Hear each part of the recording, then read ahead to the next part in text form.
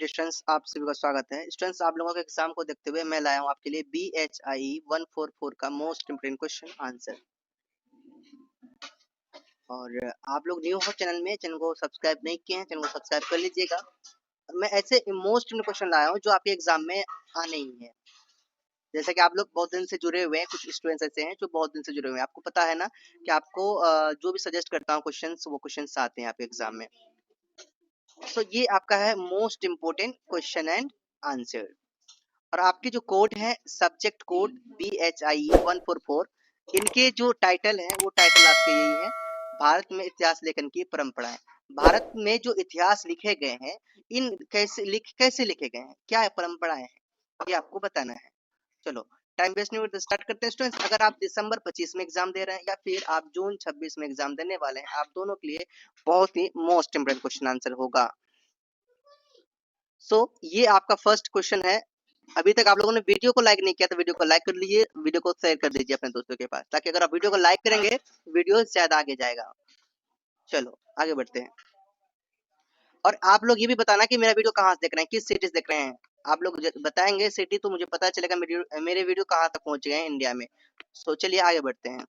Question number 1 है आपका, ऐतिहासिक परंपरा के निर्माण में कौन सा ऐतिहासिक परंपरा के निर्माण में महाकाव्यों के योगदान। महाकाव्य आप लोग जानते हो ना, महाभारत, रामायण, ये सब क्या है, महाकाव्य है। तो महाकाव्य के योगदान क्या है भारत के ऐतिहासिक परंपरा में, इनके बारे में आपको क्या करना है स्टूडेंट्स, चर्चा करना है। चलो, महाकाव्य भारतीय इतिहास लेखन में ऐतिहासिक परंपरा के निर्माण में महत्वपूर्ण योगदान देते हैं।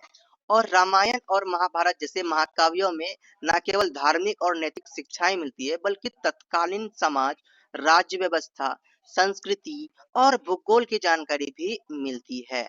इन महाकाव्यों में वर्णित पात्र, युद्ध और राजनीतिक घटनाएं ऐतिहासिक संदर्भ प्रदान करती है।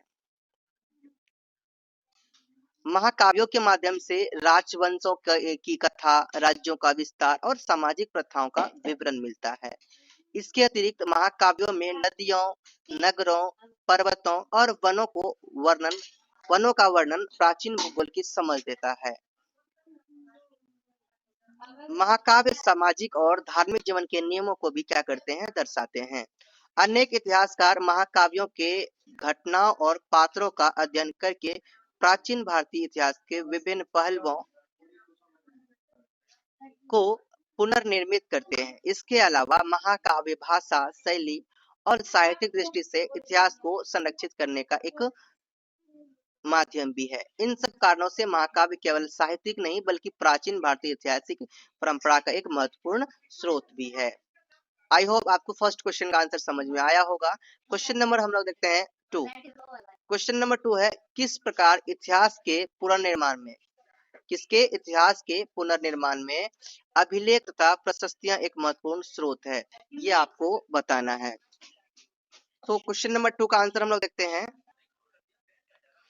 अभिलेख और प्रशस्तियां प्राचीन और मध्यकालीन भारत के इतिहास के पुनर्निर्माण में महत्वपूर्ण स्रोत है। अभिलेख पत्थर, स्तंभ, शिला और धातु पर खुदे होते हैं, जिनमें राजा उनके कार्य और शासन की जानकारी उनसे मिलती है। उदाहरण के लिए अशोक के शिलालेखों में उनके युद्ध, धर्म नीति और जन कल्याण कार्यों का विवरण मिलता है। अभिलेखों से राजनीति, प्रशासन, न्याय और कर प्रणाली की जानकारी प्राप्त होती है। प्रशस्तियां विशेष अवसरों पर लिखी जाती थी, जैसे विजय, मंदिर निर्माण या उपासना स्थल की स्थापना। ये राजाओं के कार्यों, साम्राज्यों की सीमाओं, सामाजिक और धार्मिक गतिविधियों के बारे में जानकारी देती है। अभिलेख और प्रशस्तियां अक्सर वर्तमान भाषा, लिपि और तिथि के साथ लिखी जाती थी, जिससे इतिहासकारों को समय और स्थान का सही अनुमान लगता है।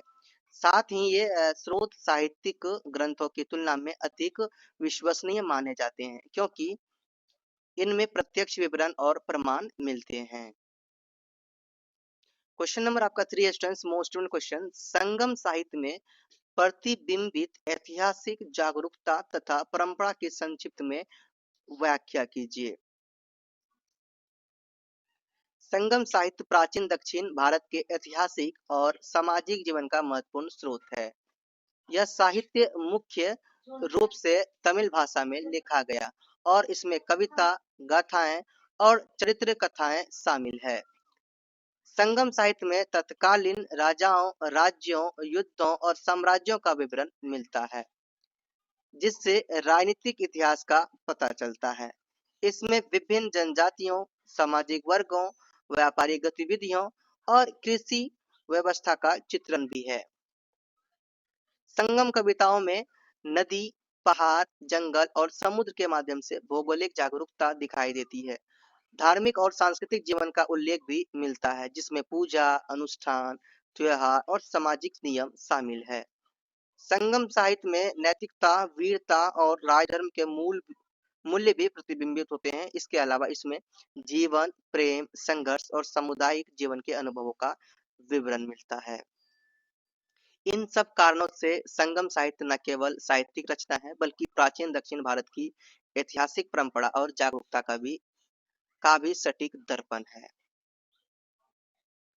क्वेश्चन नंबर 4 है, असम के इतिहास निर्माण में बुरंजी के महत्व की व्याख्या कीजिए।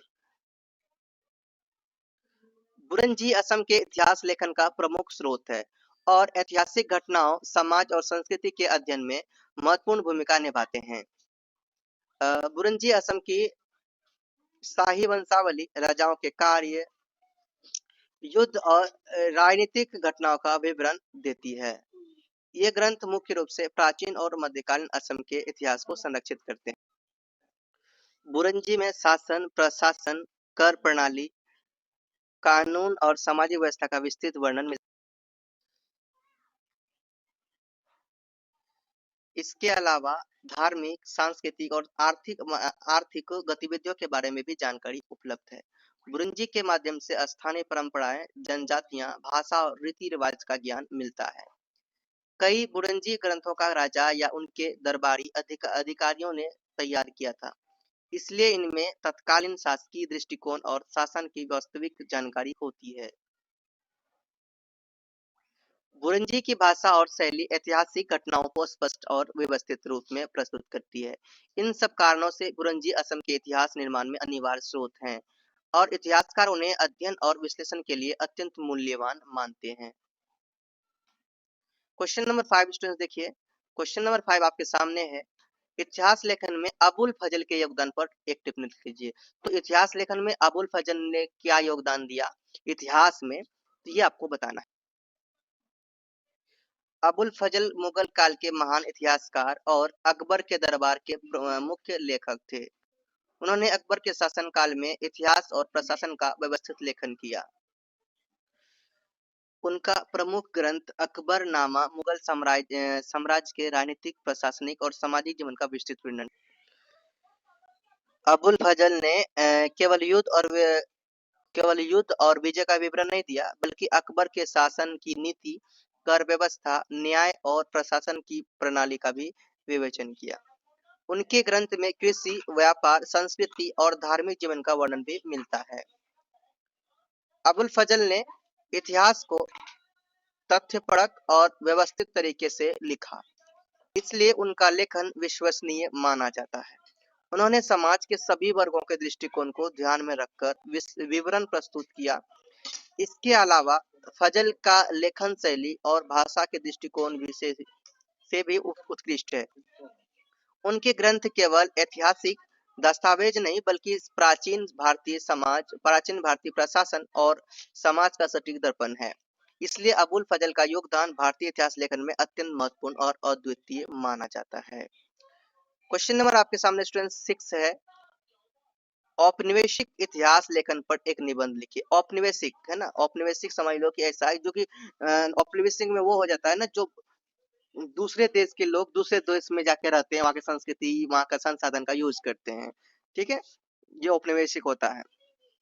तो औपनिवेशिक इतिहास लेखन भारत के इतिहास को समझने में महत्वपूर्ण भूमिका निभाता है। अंग्रेज शासकों ने भारत की राजनीति, समाज, संस्कृति और अर्थव्यवस्था का अध्ययन किया और उसका लेखन किया। इस लेखन में अक्सर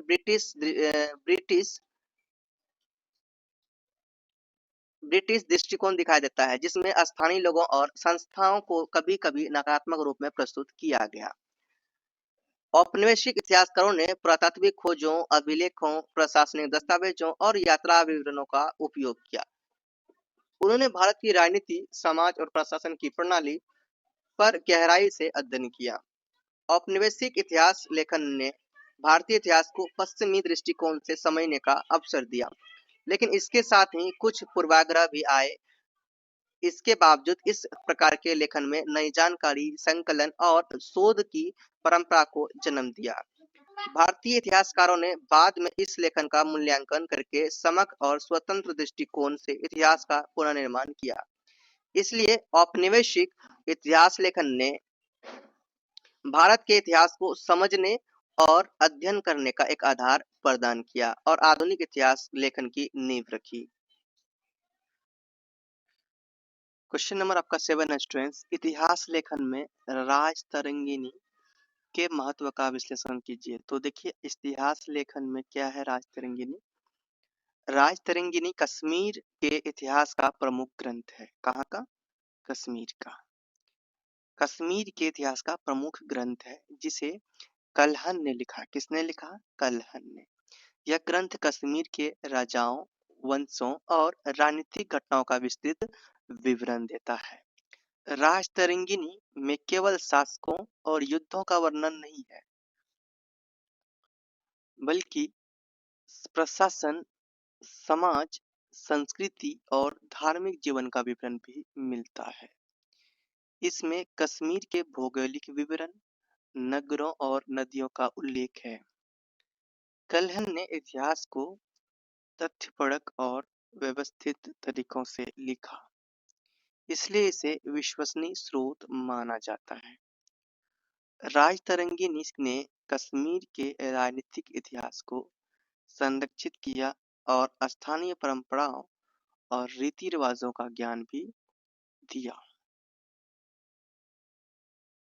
इस ग्रंथ का महत्व इसलिए भी है क्योंकि इसमें किसी भी पूर्वाग्रह को न्यूनतम रखने का प्रयास किया गया है और शासकों के कार्यों का निष्पक्ष मूल्यांकन किया गया है। इतिहासकार इस ग्रंथ का उपयोग कश्मीर और आसपास के क्षेत्रों के प्राचीन और मध्यकालीन इतिहास का अध्ययन करने के लिए करते हैं। ओके, क्वेश्चन नंबर अब आपका है स्टूडेंट्स 8।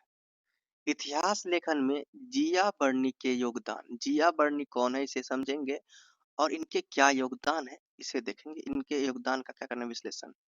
तो जिया बर्नी बंगाल और आसपास के क्षेत्रों के इतिहास का महत्वपूर्ण स्रोत है। जिया क्या कह रहे हैं कि जिया जो बर्नी है वो बंगाल के आसपास के क्षेत्रों के इतिहास के बारे में ये भाई महत्वपूर्ण जानकारी देता है। ये महत्वपूर्ण स्रोत है। यह ग्रंथ 16वीं शताब्दी के सामाजिक, राजनीतिक और सांस्कृतिक जीवन का विवरण देता है। जिया बर्नी में तत्कालीन शासकों, उनके शासन और प्रशासन की गतिविधियों का उल्लेख मिलता है। तो जिया बर्नी ग्रंथ में, अब तो जिया बर्नी इनके इतिहास का मतलब स्रोत है, लेकिन जिया बर्नी में जो लिखा गया है, जिया बर्नी एक ग्रंथ माना गया यहाँ पे। तो इनमें क्या कह रहे हैं कि सांस्कृतिक जीवन का विवरण दिया जाता है। जिया बर्नी में तत्कालीन शासकों, उनके शासन और प्रशासन की गतिविधियों का उल्लेख मिलता है। इसके अलावा यहाँ स्थानीय समाज, धर्म, संस्कृति और जनजीवन का भी विस्तृत वर्णन है। इस ग्रंथ से पता चलता है कि ग्रामीण जीवन, खेती और व्यापार किस प्रकार संचालित होते थे। जिया बर्नी का महत्व इसलिए है क्योंकि इसमें विभिन्न वर्गों, समुदायों की दृष्टि से घटनाओं का चित्रण किया गया है। लेखक ने इतिहास को तथ्यपरक और व्यवस्थित तरीकों से लिखा, इसलिए इसे विश्वसनीय स्रोत माना जाता है। इसमें युद्ध, कर प्रणाली, न्याय और सामाजिक प्रथाओं का विवरण भी मिलता है। इतिहासकार इस ग्रंथ का उपयोग बंगाल और आसपास के क्षेत्रों के प्राचीन और मध्यकालीन इतिहास का अध्ययन करने के लिए करते हैं। ओके, क्वेश्चन नंबर अब क्या है 9। क्वेश्चन नंबर 9 आपके सामने है। भारत के प्रारंभिक इतिहास के पुनर्निर्माण में शिलालेखों के महत्व पर लिख लीजिए। शिलालेख यानी स्टार्टिंग में प्रारंभिक इतिहास में इस निर्माण में क्या करते थे, लोग शिलालेखों में भी लिखते थे। कुछ ऐसे ऐसे पॉइंट बनाते थे, चित्र बनाते थे जो यादें को दर्शाते था, याद को दिखाते थे, यादों के लिए। अभी भी वो बहुत सारी जगह में मिले हैं। तो आप सोचो, अब इनके महत्व बताइए क्या है। शिलालेख भारत के प्रारंभिक इतिहास को समझने और पुनर्निर्मित करने में अत्यंत महत्वपूर्ण स्रोत है। ये पत्थर, स्तंभ, शिला या धातु पर खुदे होते हैं। या तो ये पत्थर में लिखे होते हैं, या तो किसी स्तंभ में लिखे होते हैं, या फिर शिला या धातु पर खुदे होते हैं। इन सब जगहों में लिखा हुआ होता है। इसी को क्या कहेंगे? शिलालेख। क्या कहेंगे? शिलालेख। और इनमें राजाओं, युद्धों, प्रशासन और सामाजिक गतिविधियों का विवरण मिलता है। अशोक के शिलालेख इसका प्रमुख क्या है? उदाहरण है, जिनमें उनके शासन, युद्ध और धर्म नीति, जनता के कल्याण कार्यों का उल्लेख है। शिलालेख भाषा, लिपि और तिथि के साथ लिखे जाते हैं। शिलालेख जो लिखा जाता है उसमें लैंग्वेज होता है और उसमें एक डेट भी होता है कि भाई किस तारीख को लिखा गया, ये है ना, जिससे इतिहासकारों को समय और स्थान का सही अनुमान मिलता है कि भाई किस समय ये लिखा गया था, कौन सा स्थान में लिखा गया था। ओके, आगे।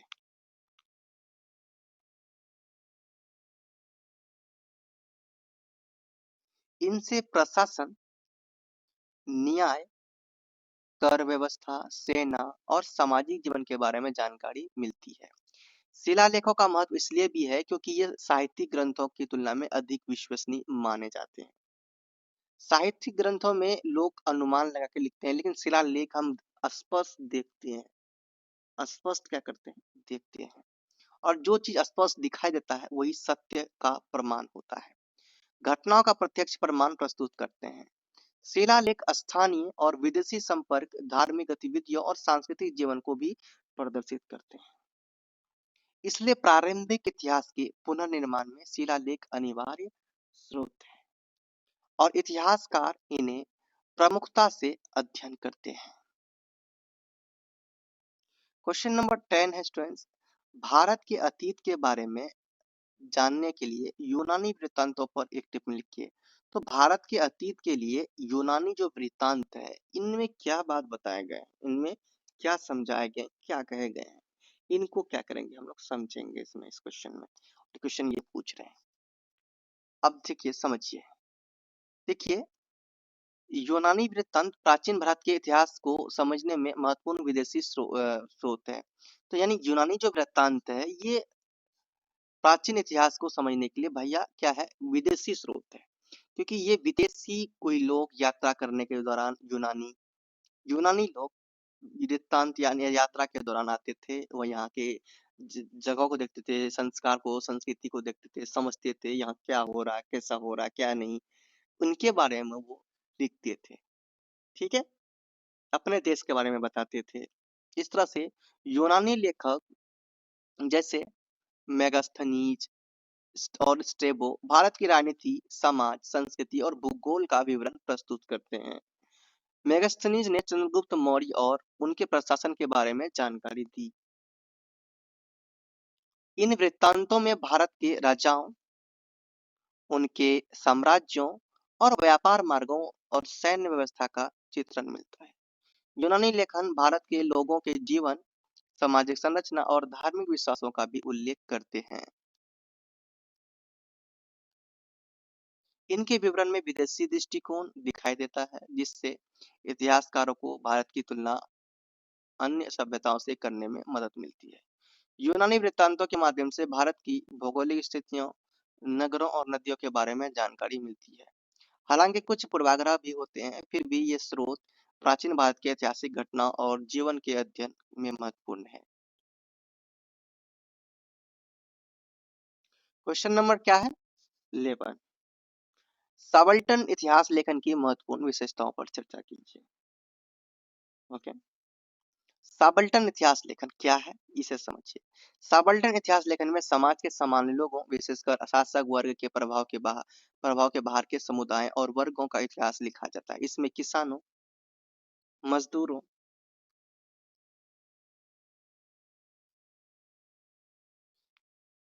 महिलाओं, दलितों और आदिवासियों का जीवन और संघर्ष दिखाया जाता है। यह इतिहास केवल राजाओं और युद्धों का नहीं बल्कि सामाजिक, आर्थिक और सांस्कृतिक जीवन का भी सटीक चित्रण करता है। सबाल्टर्न इतिहासकार स्थानीय दृष्टिकोण, मौखिक परंपराओं और जीवन की वास्तविक घटनाओं का अध्ययन करते हैं। यह इतिहास सत्ता और साम्राज्य की दृष्टि से नहीं बल्कि आम जनता की दृष्टि से लिखा जाता है। इसमें कई बार उपेक्षित या दबाए गए समुदायों की आवाज को महत्व दिया जाता है।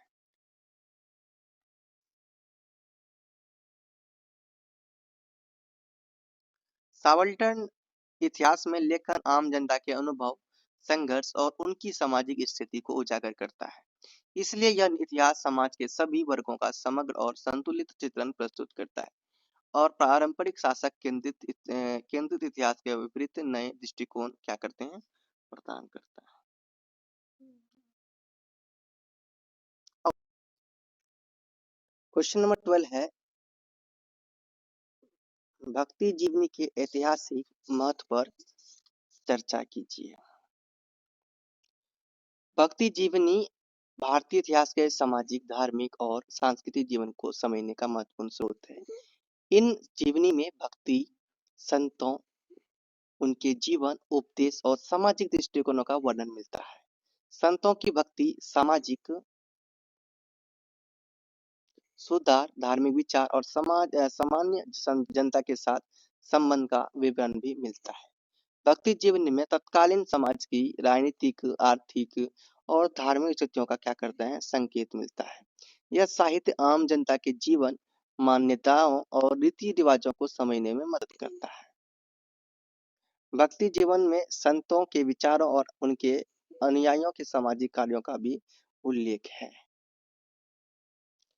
इसके अलावा भाषा, शैली और सांस्कृतिक संदर्भ से तत्कालीन समाज और संस्कृति की जानकारी मिलती है।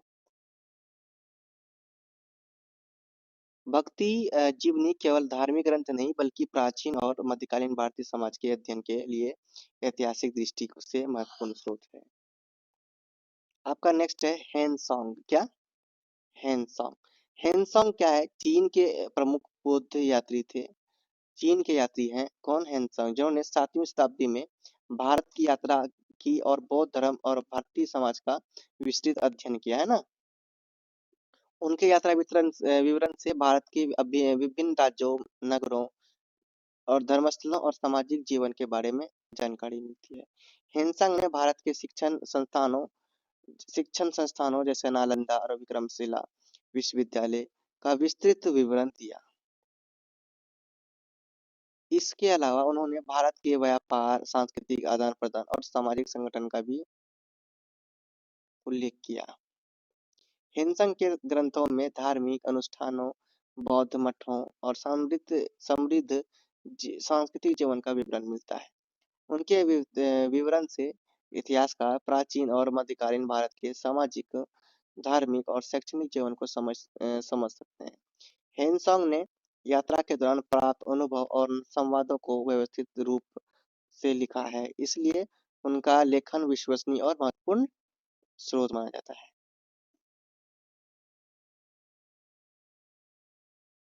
हेनसंग भारतीय इतिहास और बौद्ध धर्म के अध्ययन में महत्वपूर्ण योगदान देने वाले विदेशी स्रोत हैं। क्वेश्चन नंबर आपका है 14, अशोक के शिलालेख। अशोक के शिलालेख प्राचीन भारत के इतिहास का महत्वपूर्ण स्रोत है। ये शिलालेख पत्थर और स्तंभ पर खुदे होते हैं और साम्राज्य की प्रशासनिक, सामाजिक और धार्मिक नीतियों का विवरण देते हैं। अशोक के शिलालेख में उनके युद्ध, धार्मिक दृष्टिकोण और जनता के कल्याण के कार्यों का उल्लेख मिलता है। इनमें अहिंसा, करुणा, न्याय और सभी धर्मों के प्रति सहिष्णुता को विशेष महत्व दिया गया है। शिलालेख भाषा, लिपि और स्थान के साथ लिखे गए थे, जिससे इतिहासकारों को समय और स्थान का सही अनुमान मिलता है। शिलालेखों के माध्यम से अशोक का प्रशासनिक ढांचा, सेना, कर प्रणाली और न्याय व्यवस्था भी समझी जा सकती है। शिलालेख न केवल राजनीतिक बल्कि धार्मिक और सामाजिक जीवन की जानकारी भी प्रदान करते हैं। इतिहासकार इन्हें विश्वसनीय स्रोत मानते हैं क्योंकि इनमें तत्कालीन घटना और आदेशों का प्रत्यक्ष विवरण मिलता है। अशोक के शिलालेख प्राचीन भारत के इतिहास के अध्ययन में अत्यंत महत्वपूर्ण है और मौर्य शासन और समाज की समझ में मदद करते हैं। क्वेश्चन नंबर 14 होता है क्लियर। क्वेश्चन नंबर अब देखते हैं 15। अगला क्वेश्चन है संगम साहित्य। कौन साहित्य? संगम साहित्य। संगम साहित्य प्राचीन दक्षिण भारत के राजनीतिक, सामाजिक और सांस्कृतिक जीवन का महत्वपूर्ण स्रोत है। यह तमिल भाषा में लिखा गया और इसमें कविता, गाथाएं और चरित्र कथाएं शामिल है। संगम साहित्य में तत्कालीन राजाओं, साम्राज्यों और युद्धों का क्या होता है विवरण मिलता है। इसमें सामाजिक जीवन, कृषि, व्यापार, धर्म और रीति रिवाजों का भी उल्लेख है। संगम कविताओं में नदियों, जंगलों और पहाड़ों का वर्णन, भूगोल और जानकारी मिल देता है।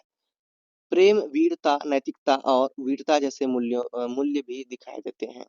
यह साहित्य तत्कालीन समाज की संरचना और संस्कृति की झलक प्रस्तुत करता है। संगम साहित्य से इतिहासकार प्राचीन दक्षिण भारत के सामाजिक जीवन और राजनीतिक व्यवस्था को समझ सकते हैं। भाषा और शैली की दृष्टि से यह भी महत्वपूर्ण है। इसके माध्यम से राजाओं के शासन, जनजीवन और संस्कृति का समग्र चित्रण मिलता है।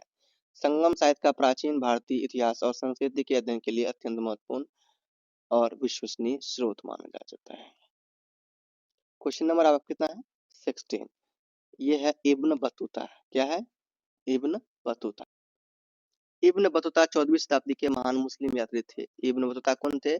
14वीं शताब्दी के महान मुस्लिम यात्री थे जिन्होंने भारत सहित कई देशों की यात्रा की। उनके यात्रा विवरण से तत्कालीन भारत के राजनीतिक, सामाजिक और सांस्कृतिक जीवन का अध्ययन किया जा सकता है। इब्न बतूता ने मुगल शासकों, उनके दरबार और प्रशासन का विस्तृत विवरण किया। उन्होंने व्यापार, नगर व्यवस्था, धार्मिक स्थल और जनता के जीवन का भी उल्लेख किया। इसके अलावा उन्होंने भारतीय समाज की रीति रिवाज, धर्म और सांस्कृतिक गतिविधियों को भी लिखा। उनके लेखन से इतिहासकार तत्कालीन प्रशासन और समाज और संस्कृति के बारे में तथ्य परक जानकारी प्राप्त कर सकते हैं। इन वक्ता ने मात्रा और मात्राओं इन वक्ता ने यात्रा के दौरान अनुभवों और संवादों को सुव्यवस्थित रूप से लिखा, जिससे उनके विवरण विश्वसनीय स्रोत बन गए।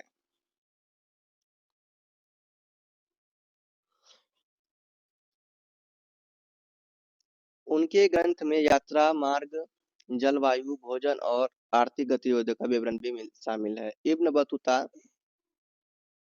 का एक लेखन भारतीय इतिहास और समाज के अध्ययन के लिए एक महत्वपूर्ण उपयोगी स्रोत माना जाता है।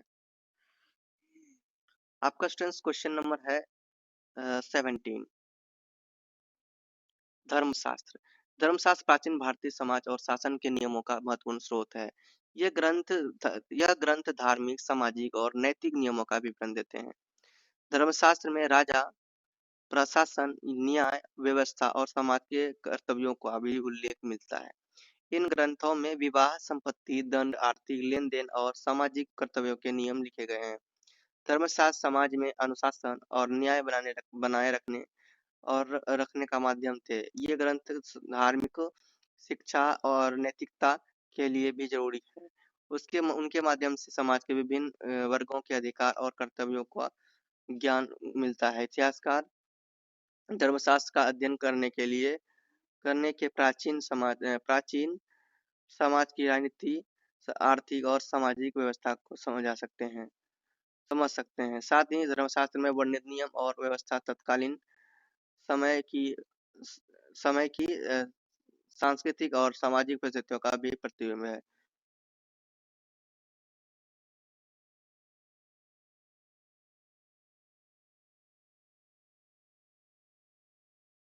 धर्मशास्त्र प्राचीन भारतीय इतिहास और समाज अध्ययन करने के लिए महत्वपूर्ण और विश्वसनीय स्रोत माने जाते हैं। अब क्वेश्चन नंबर हमारे सामने है कितने, क्वेश्चन नंबर है 18। आर.जी. भंडारकर। आर.जी. भंडारकर आधुनिक भारतीय इतिहास और पुरातत्व के प्रमुख विद्वान थे। उन्होंने प्राचीन भारतीय संस्कृति, धर्म और समाज का गहन अध्ययन किया। भंडारकर ने स्थापत्य शिलालेखों, पुरातात्विक सामग्री का विश्लेषण करके इतिहास के विभिन्न पहलुओं का पूर्ण निर्माण किया। उनके शोध से मंदिर निर्माण, कला, मूर्तियां और सामाजिक प्रथाओं की जानकारी मिलती है। भंडारकर ने प्राचीन ग्रंथों और साहित्यिक स्रोतों का तुलनात्मक अध्ययन भी किया। उनके कार्यों में इतिहास को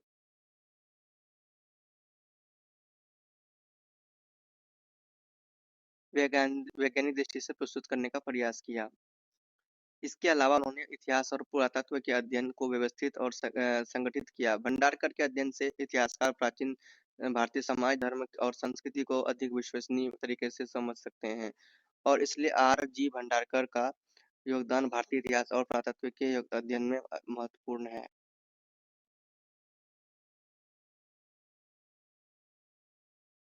महत्वपूर्ण माना जाता है। अब है क्वेश्चन नंबर 9 आपके सामने, चरित्र साहित्य।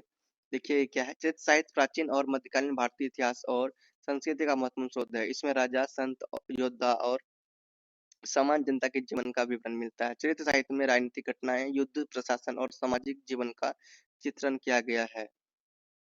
इसके अलावा धार्मिक और नैतिक शिक्षा, आदर्श जीवन और समाज के रीति रिवाजों का वर्णन भी मिलता है। चरित्र साहित्य भाषा शैली और साहित्यिक दृष्टि से भी महत्वपूर्ण है। इसके माध्यम से इतिहासकार तत्कालीन समाज, संस्कृति और प्रशासन के विभिन्न पहलुओं का अध्ययन कर सकते हैं। चरित्र साहित्य में व्यक्त किए गए अनुभव और घटनाएं समाज की संरचना और जीवन शैली को समझने में मदद करती है। चरित्र साहित्य प्राचीन और मध्यकालीन भारत के इतिहास, समाज और संस्कृति के अध्ययन के लिए एक महत्वपूर्ण और विश्वसनीय स्रोत माना जाता है। अब लास्ट क्वेश्चन है आपके सामने स्टूडेंट्स, कुल ग्रंथ। इसे भी देखिए, कुल ग्रंथ प्राचीन और मध्यकालीन भारत के इतिहास और समाज के महत्वपूर्ण स्रोत है। ये ग्रंथ विभिन्न राजवंशों, परिवारों और कुलों का विस्तृत विवरण है। कुल ग्रंथ में वंशावली, शासकों के कार्य, युद्ध, प्रशासन और सामाजिक गतिविधियों का वर्णन होता है। इसके अलावा इनमें विवाह, संतान, संपत्ति और सामाजिक संबंधों के नियमों का भी उल्लेख मिलता है। कुल ग्रंथ स्थानीय और शासकीय दृष्टिकोण दोनों से लिखे जाते हैं, जिससे इतिहासकार तत्कालीन समाज, प्रशासन और संस्कृति के बारे में जानकारी प्राप्त कर सकते हैं। ये ग्रंथ सामाजिक संरचना, जाति व्यवस्था और स्थानीय और राजवंशीय परंपराओं को समझने में मदद करते हैं। कुल ग्रंथ से इतिहासकार राजवंशों के उत्थान और पतन, संघर्ष और राजनीतिक व्यवस्था का अध्ययन कर सकते हैं। भाषा, शैली और विवरण की दृष्टि से कुल ग्रंथ साहित्यिक और ऐतिहासिक दोनों दृष्टिकोणों से महत्वपूर्ण है। ये कुल ग्रंथ प्राचीन और मध्यकालीन भारत के इतिहास, सामाजिक और संस्कृति के अध्ययन के लिए विश्वसनीय और अत्यंत मूल्यवान स्रोत माने जाते हैं। तो स्टूडेंट्स, ये आप सभी के 20 मोस्ट इम्पोर्टेंट क्वेश्चन आंसर दिया जो आपके एग्जाम में दिखेंगे, और आप लोग इतनी देर तो बने रहे, आपका बहुत बहुत शुक्रिया। फिर ये पीडीएफ स्टूडेंट्स मैं आपको दे रहा हूँ फ्री में। पीडीएफ कहाँ दे रहा हूँ? फ्री में दे रहा हूँ। और वीडियो को लाइक नहीं किए हैं, चैनल को सब्सक्राइब नहीं किए हैं, चैनल को सब्सक्राइब, वीडियो को लाइक जरूर कर लीजिए। स्टूडेंट्स यहाँ पर देखिए, पीडीएफ जो है वो आपको मिलेगा टेलीग्राम में, और इनका पासवर्ड है जो भी लेना है, पासवर्ड आपको मिलेंगे इंस्टा में। ठीक है, पासवर्ड आपको इंस्टा में लेने के लिए आना होगा, देन आपको पासवर्ड मिलेंगे। इसीलिए आप क्वेश्चन जो भी लिखना है आप लिख लो। कहाँ पे लिख लो? पीडीएफ से देख लो, लिखने की जरूरत भी नहीं, कोई दिक्कत नहीं, पीडीएफ से देख लो, प्रैक्टिस कर लो, और आप एग्जाम के लिए क्या हो जाएंगे, प्रिपेयर हो जाएंगे। सो इस तरह बने रहने के लिए आप लोग का बहुत बहुत शुक्रिया। मिलते हैं नेक्स्ट वीडियो, तो चलिए बाय। जय बोलिए, प्रेम से रहो, प्रेम से पढ़ो, प्रेम से बोलो। Don't forget to subscribe. Best of luck.